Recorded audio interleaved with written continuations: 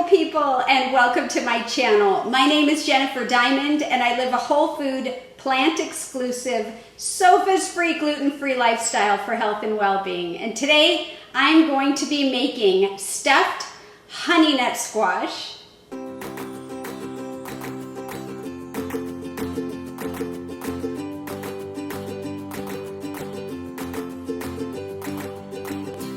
So honey nut squash isn't something that I have been eating for very long, but I did come across it in the store maybe a year or so ago, and this is what one looks like. They're kind of cute and small. They remind me of a similar size as the acorn squash. And so for this recipe, you can use any kind of squash. You could use a butternut squash. You can use the acorn squash. These honey nuts are great, but any kind of squash would work that is in more of a pumpkin style shape. Although butternut squash is longer, and you could use that too. Maybe not zucchini squash. But at any rate, what we're going to do is we're going to make these stuffed, and we're going to have like little containers like this one right here, which I've already done. And I'm going to show you right now how to do that.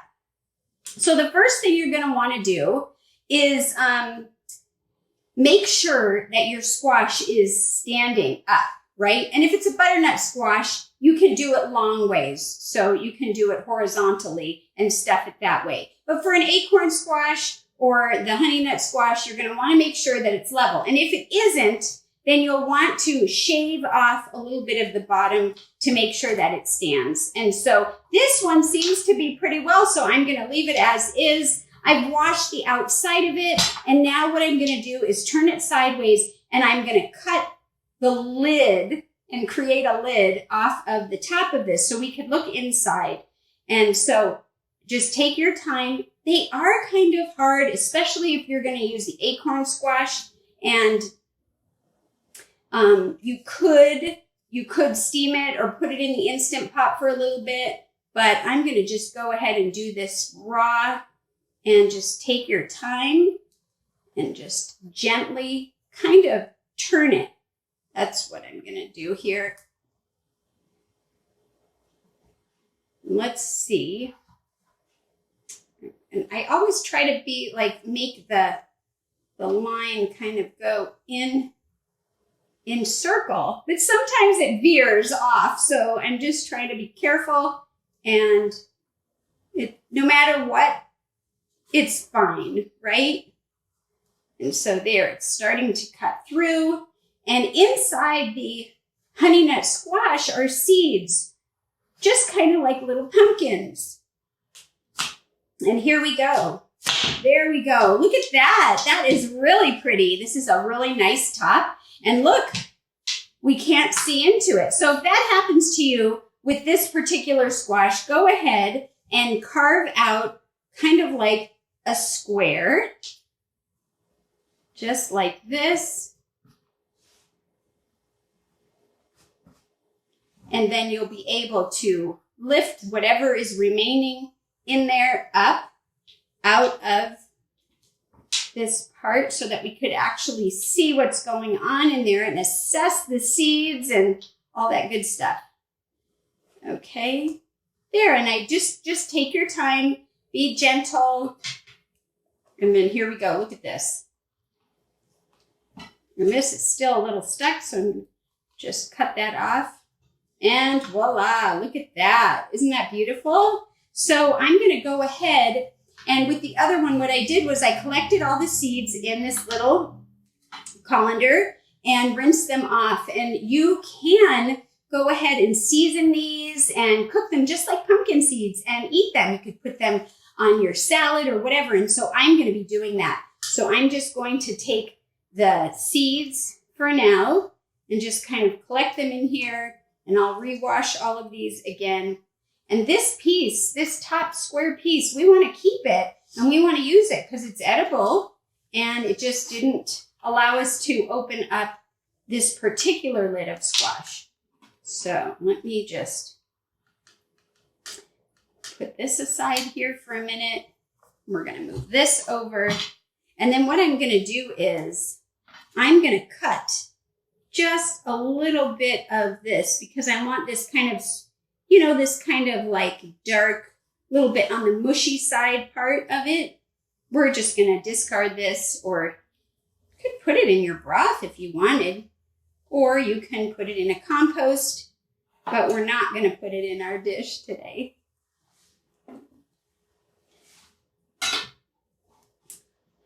And so let me see. I'm going to also, do I have a spoon here? I do. I have a spoon. And so I cut off a lot of it. So I'm just going to scrape this last little bit off. You don't have to do that. I just want to make it nice and cleaned up. All right. And then what I'm going to do is I'm going to take this piece and I'm going to just cut it into strips.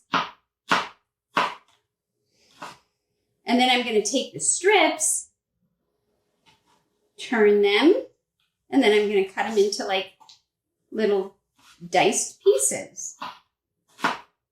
And this is just going to be added into what we're going to create when we make the actual part that we're going to stuff it with. So if you don't have these extra pieces, then skip this part. You don't need this. This is just because I don't want to waste any of these yummy goodies. Okay, and I'm just going to get the scraper and I'm going to move this into this bowl where I have some from the one that you see that was already cut, and then set it aside for now. So going back in here, we're going to continue to scoop this out. Can you see that? That looks so great.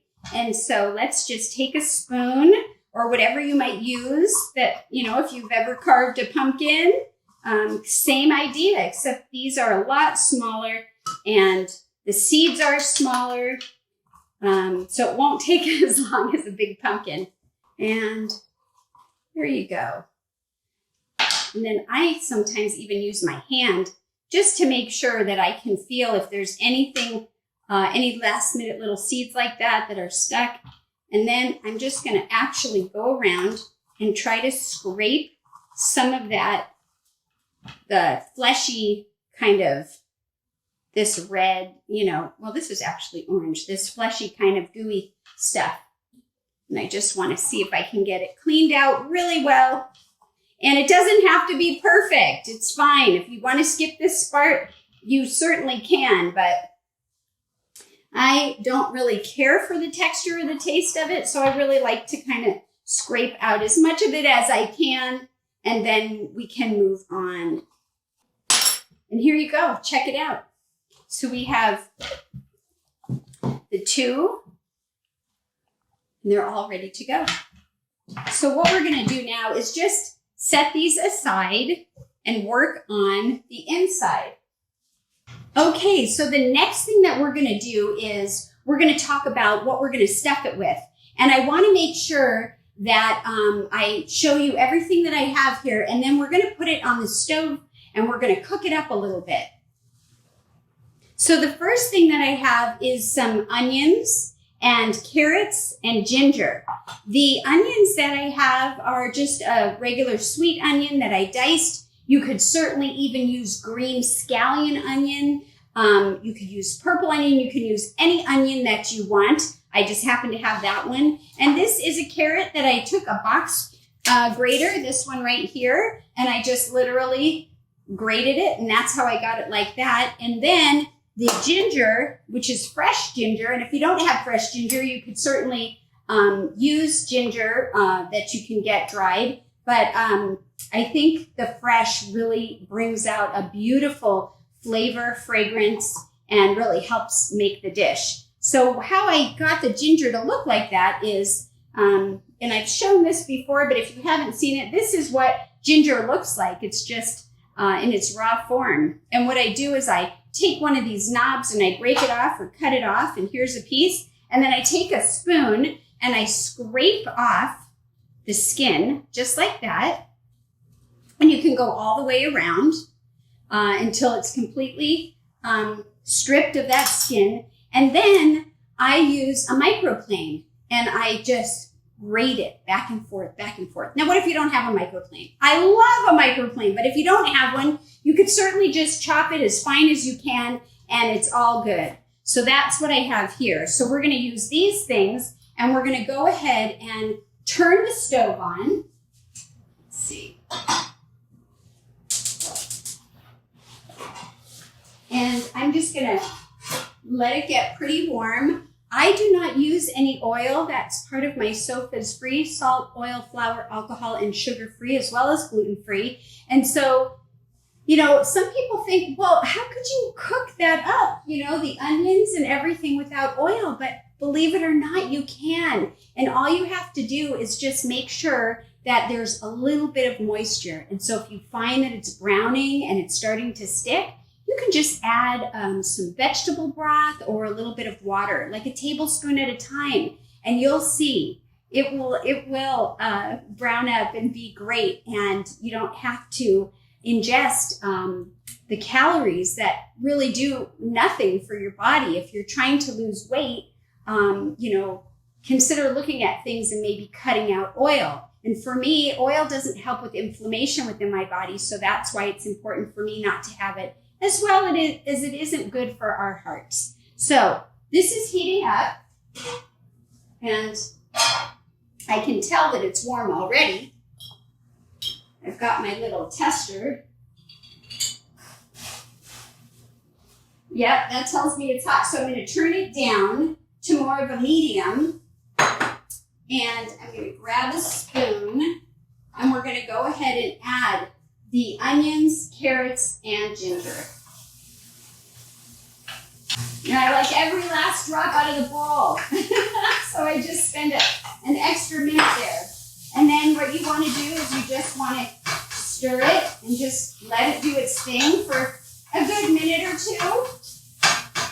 And like I said, if you notice that it starts sticking, go ahead and add a little bit of water or broth, and you should be good to go.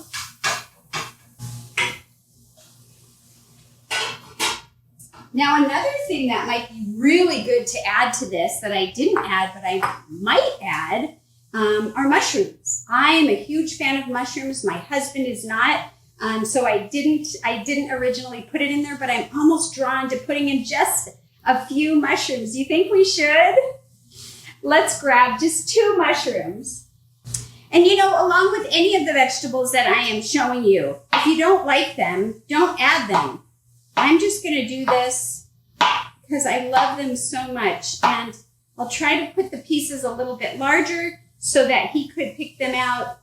And if I thought about this earlier, I could have even cooked it on the side and only put it in one, but I didn't.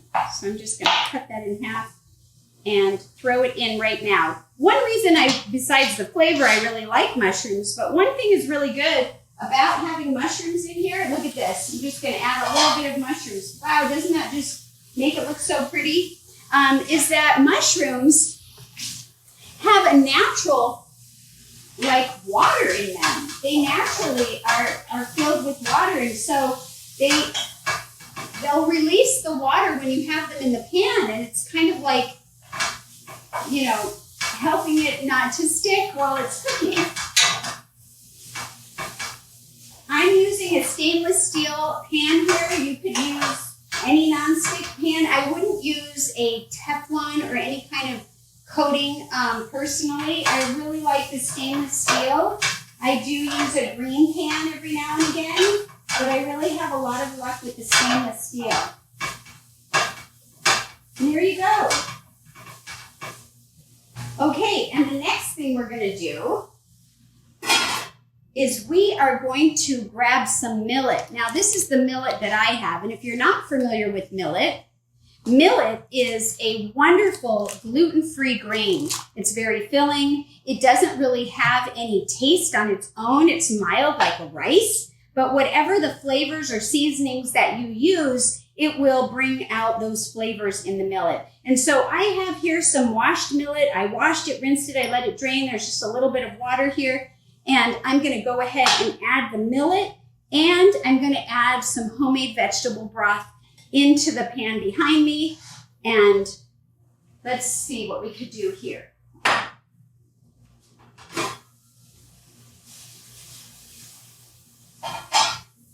There we go. Look at that. That looks pretty. Oh, this is getting looking good. Getting hot in here. Okay. And there goes our liquid. So I'm just going to spread this out. I want to make sure that the millet is covered in the liquid. And I'm just going to let it cook for up to 30 minutes until the millet is cooked thoroughly. Now, you could cook this in the Instant Pot, but I really wanted to do it in a progression that only allows so many dishes to be dirty because I like less cleanup. So there we go. Everything's covered. You see that? We're going to put this lid on. We've got it on medium heat. And let me just move some of this. And another thing that I'm going to add, if you have any of the tops, we had these extra pieces of the squash. This would be a good time to put it in there so it can cook with the rest of the stuff. So if you don't have this part, skip it. But if you do, go ahead and add it. And I almost forgot to add it, but here I am. I'm adding it.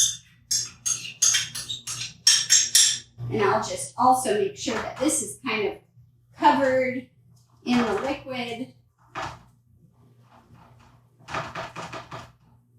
And you can see, it's not like a soup where there's, tons and tons of liquid. It's just kind of covering the top of it. I'm going to put it up just a little bit and let that start to do its magic. Now, if you were having salt or you wanted a salt substitute, you could add it at this time. I really do like salt substitutes. Sometimes I think they bring in a lot of flavor. You could even use, like, some of the ones that I have are, I have a no salt seasoning that I use from Costco. I refill this old bottle. This is a Mrs. Dash bottle, but it's not what's in here. And so I guess we could add a little bit of this. I also really like Well Your World's Galaxy Dust. You could also do Benson's Table Tasty, or really any salt substitute would be great. So I'm going to go ahead and add a little bit of this in there as well. You can see already, look at this. It's already boiling and bubbling. Isn't that wonderful? I love it.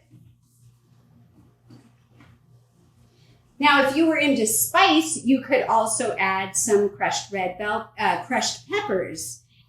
Or any kind of fresh serrano peppers or jalapenos or habaneros. But we're going to leave this a little bit on the non-spicy side this time. And as soon as that's done, we're going to add in some fruit. So let's I'll keep an eye on this until the millet is ready, and then we will go from there.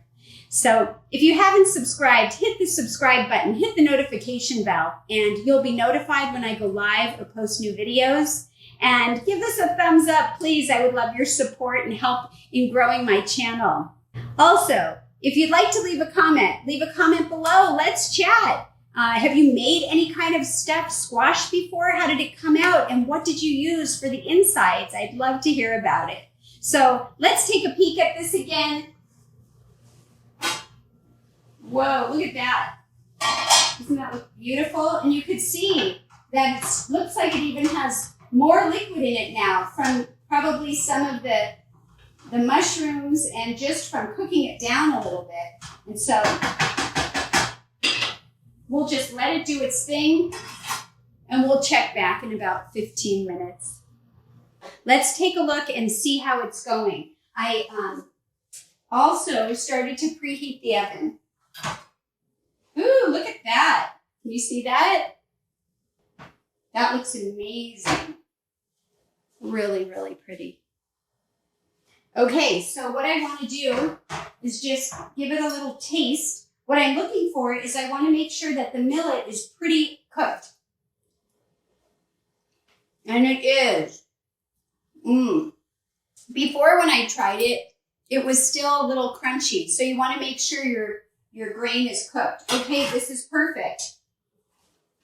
Now, I originally said we were going to put them on a cookie sheet, which we did, but I realized that I think a Pyrex dish is a better way to go. And you can use any size Pyrex dish you want as long as the squash fit in it. So if you have doubled the recipe and you have 4 or it's a different shape, you'll just want to get one that will fit your squash. And the reason why I decided to change to this is because I think I'm going to add some water to the bottom, about 1 inch, just so that it helps to kind of give it a steam effect while it's cooking. So anyhow, what we're going to do now is set this aside because we're not quite ready for it, but we're going to add a couple more things into this beautiful pot. Ooh, look at that.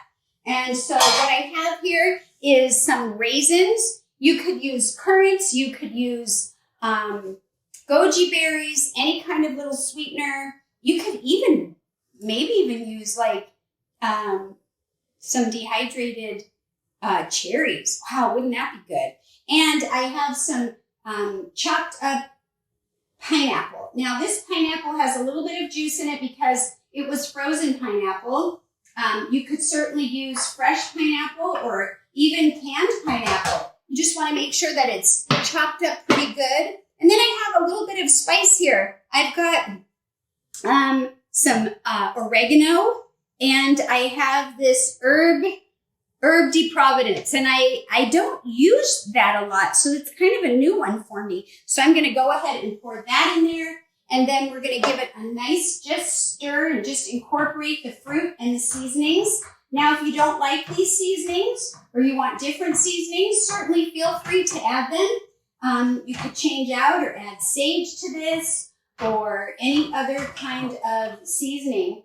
Now, I'm also going to just take a moment. I had turned off the heat before we started incorporating everything. I'm also going to take a little bit of black pepper, and you could use red pepper, you could use white pepper, you could skip the pepper. So it's really up to you. And I just want to incorporate that as well. And then I think we're going to be ready to start stuffing our squash. So if you haven't already, you're going to want to preheat your oven. And let's go ahead and bring this over here so we can stuff these. Now I'm going to try to stuff these pretty good. So let's see how this works. And so here's the first one. And you're just going to do your best to put it in equal portions. So just like half and half. Let's see how we do here. And you're just going to want to continue. This would be a great dish as holiday dish. I like it actually as a summer dish. I think it's good for any and all occasions. You can change up the fruit if you want.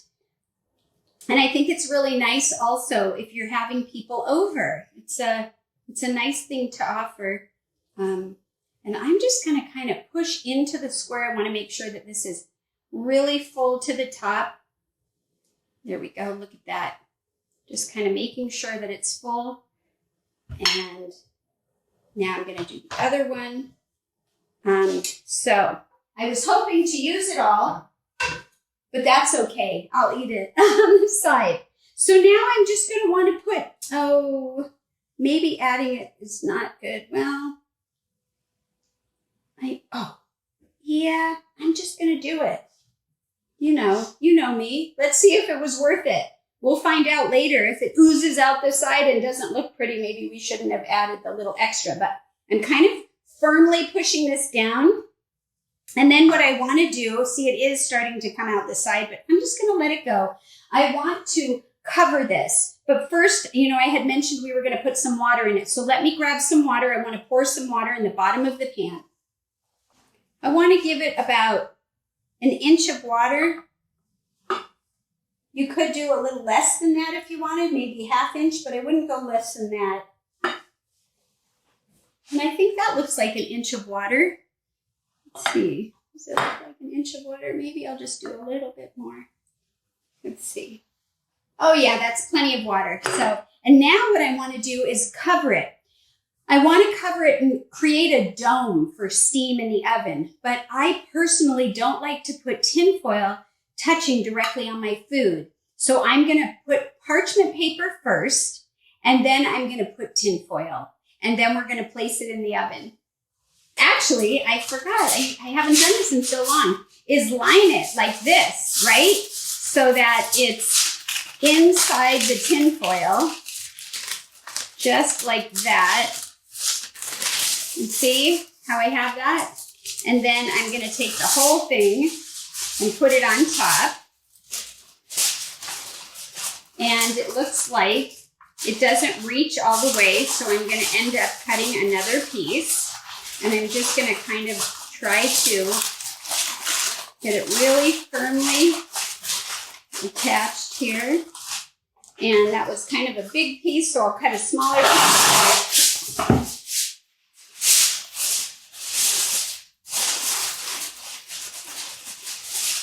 There we go.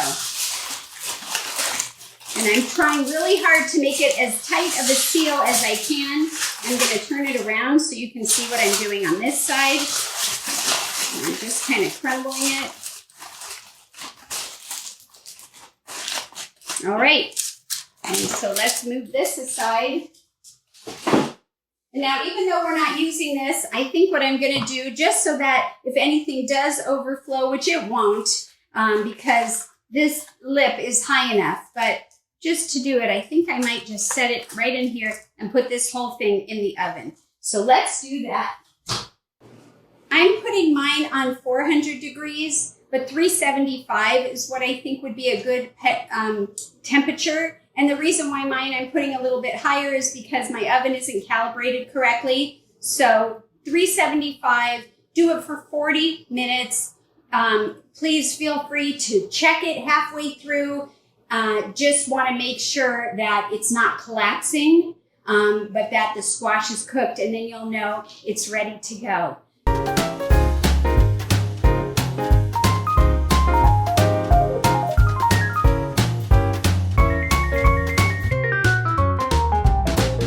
All right, let's take a look and see if our squash is ready. Look at that. Isn't that beautiful? And you know, you could go a little bit longer if you wanted, just to make it a little more brown, but see how it's firm and it's held together, and the water is just about gone. So this is perfect. I want to go ahead and I'd like to go ahead and plate this. Let's taste it. Oh yeah, look at that. So pretty.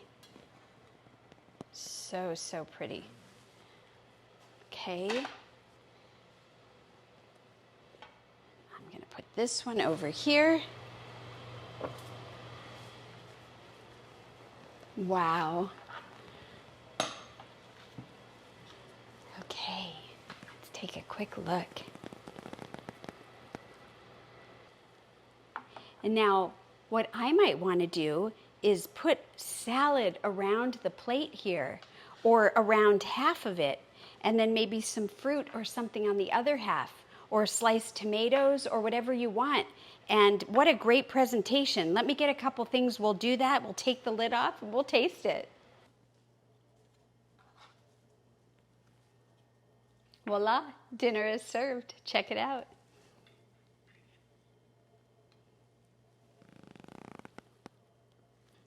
The moment has come. Let's taste it. All right, so I'm just going to carefully remove the lid. Oh, wow, look at that. Isn't that beautiful? Beautiful. And the lid is edible too, right?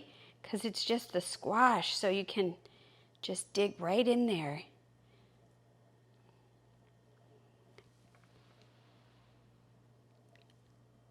Oh, it's so hot. Smells great. Mmm. Mmm. Wow. That is really good.